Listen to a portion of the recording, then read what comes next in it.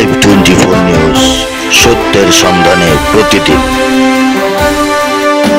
রাজধানীর ডেমরায় ৬৯ নং word BNP উদ্যোগে উঠান বৈঠক ও নির্বাচনী গণসংযোগ অনুষ্ঠিত।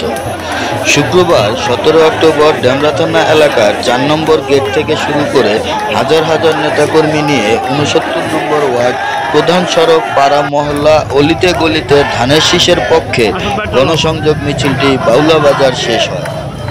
এ সময় মিছিলে প্রধান অতিথি হিসেবে নেতৃত্ব দেন ঢাকা মহানগর দক্ষিণ সিটি কর্পোরেশনের সাবেক ভারপ্রাপ্ত মেয়র, ঢাকা দক্ষিণ বিএনপির সাবেক যুগ্ম আহ্বায়ক, ঢাকা ৫ আসনে এমপি পদপ্রার্থী আলহাজ নবিউল্লাহ নবী। এ সময় আরও উপস্থিত ছিলেন যাত্রাবাড়ি থানা যুবদলের সাবেক সভাপতি জামশেদুল আলম শ্যামল। বিশেষ অতিথি ছিলেন ডেমরা থানা বিপ্লবী সভাপতি পদপ্রার্থী এস এম সেলিম রেজা, সাধারণ সম্পাদক পদপ্রার্থী আনিসুজ্জামান আনিস, ৭০ নং ওয়ার্ড বিএনপির সভাপতি গরিবুল্লাহ, সাধারণ সম্পাদক আবু নোমান ব্যাপারী এবং ৭০ নং ওয়ার্ড কাউন্সিলর পদপ্রার্থী আওলাদ হোসেন।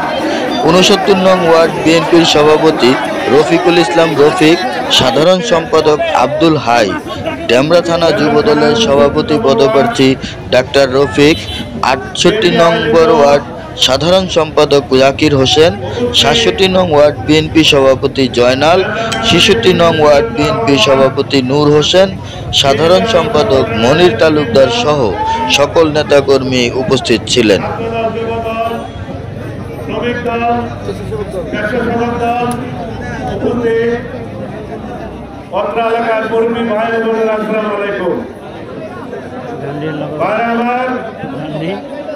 আপনারা জানেন যে আগামী ফেব্রুয়ারি মাসে জাতীয় নির্বাচন অনুষ্ঠিত হতে যাচ্ছে। এই নির্বাচনকে সামনে রেখে দেশনায়ক তারেক রহমান এবং আমাদের পার্টির চেয়ারম্যান, ভারপ্রাপ্ত চেয়ারম্যান তারেক রহমান আমাকে নির্দেশ দিয়েছেন এই ঢাকা ৫ আসনে জনগণের পাশে দাঁড়ানোর জন্য, আবার ধানের শীষ মার্কায় ভোট দেওয়ার জন্য নির্বাচনের মাঠে নেমেছি এবং জনগণের কাছে ভোট চাইতে এসেছি। ভাই আমার, আপনারা দীর্ঘদিন আন্দোলন করেছেন, সংগ্রাম করেছেন। সারা ঢাকা শহরে সবচেয়ে বেশি ঢাকা ৫ আসনে আন্দোলন হয়েছে।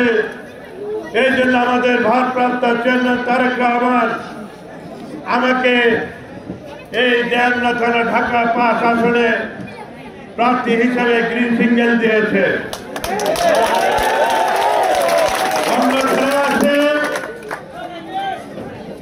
আপনারা এই সমস্ত গুজবে কান দিবেন না। ভাই আমার, আজকে আপনারা জানেন ২০১৮ সালে এই এলাকা থেকে দেশনায়ক তারেক রহমান আমাকে নমিনেশন দিয়েছিল ধানের শীষ মার্কা। আপনাদের ভোটে ২ ঘন্টার মধ্যে আমি ৬৯,০০০ ভোট পেয়েছিলাম এবং তার পক্ষে থেকে ভোট চাই। আপনারা জানেন যে এলাকায় মিল কারখানা, সমস্ত কারখানাগুলি বন্ধ করে দেওয়া হয়েছে। এই আওয়ামী সরকার সমস্ত মিল কারখানা বন্ধ করে দিয়েছে। ইনশাআল্লাহ আমরা আগামীতে ক্ষমতার পর সমস্ত মিল কারখানা আমরা খুলে দেব। এছাড়াও এই এলাকার কোন উন্নয়ন নাই, এই ঢাকা ৫ আসনের কোন উন্নয়ন নাই। এখানে একটি শ্রমজীবী হাসপাতাল হবে, এছাড়াও এখানে একটি বিশ্ববিদ্যালয় হবে এই ঢাকা ৫ আসনে। এবং এই ডেমরা অঞ্চলের খেলাধুলার মাঠ নেই, প্রতিটা ওয়ার্ডে ওয়ার্ডে মাঠ থাকে, শিশু পার্ক থাকে এবং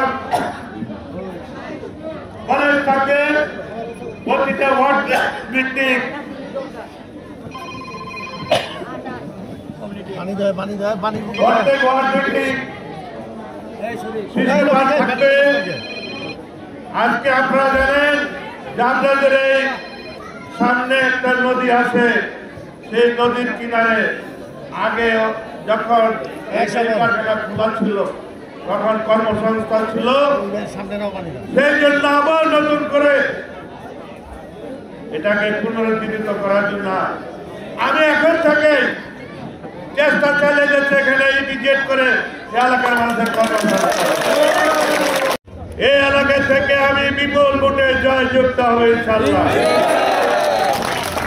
এবং আগামী নির্বাচনে সারা বাংলাদেশের বিএনপি বিপুল ভোটে জয়যুক্ত করে সরকার গঠন করে বিএনপি ভারপ্রাপ্ত চেয়ারম্যান তারেক রহমান এদেশের প্রধানমন্ত্রী হবেন ইনশাআল্লাহ। 1000 ভোট যদি আমাকে দিতে পারে তাহলে বুঝতে হবে এই ঢাকা 5 আসনের মানুষ পরিবর্তন চায়। একজনই নিছে না বলে নবীন